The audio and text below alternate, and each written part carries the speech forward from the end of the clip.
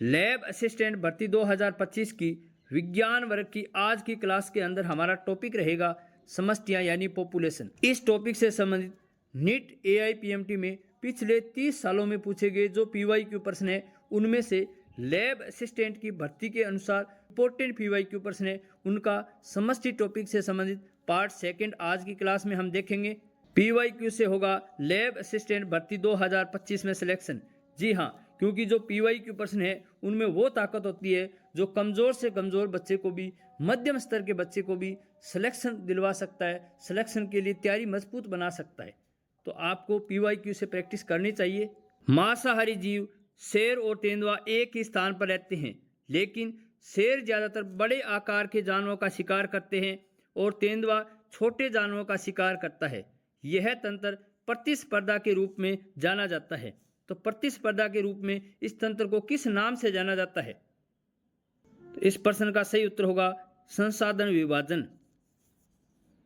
निम्न में से किसके बीच का संबंध सहभोजिता का उदाहरण नहीं है? तो सहभोजिता का उदाहरण कौन सा नहीं है? ऑर्किड और जिस पर यह उगता है, बगुला और चरने वाले पशु, समुद्री एनिमोन और क्लाउन फिश।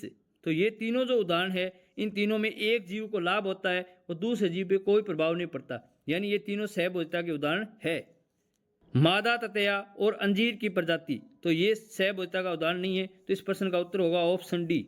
नेटेलिटी से क्या अभिप्राय है? तो नेटेलिटी से क्या अभिप्राय है? तो इस प्रश्न का सही उत्तर होगा जन्म दर। निम्नलिखित में से कौन सा पादप शलभ की एक जाति के साथ ऐसा निकट संबंध दर्शाता है जिसमें कोई भी एक दूसरे के बिना अपना जीवन चक्र पूर्ण नहीं कर सकता? कौन सा ऐसा पादप है जो शलभ की एक जाति के साथ सहजीवी संबंध दर्शाता है? तो इसका सही उत्तर होगा युक्का पादप।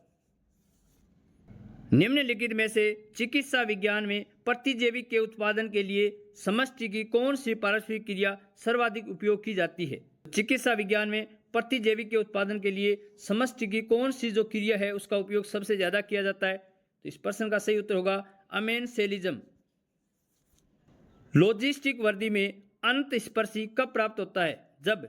तो लॉजिस्टिक जो वर्दी मॉडल होता है इसमें अंतस्पर्शी कब प्राप्त होगा? जब K और N के मान एक दूसरे के बराबर होंगे।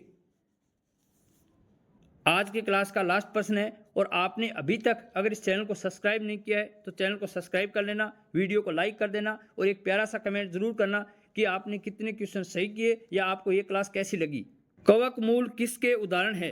कवक मूल किसका उदाहरण है? तो कवक मूल में क्या होता है? दोनों जीवों को लाभ होता है। तो ये संबंध क्या कहलाएगा?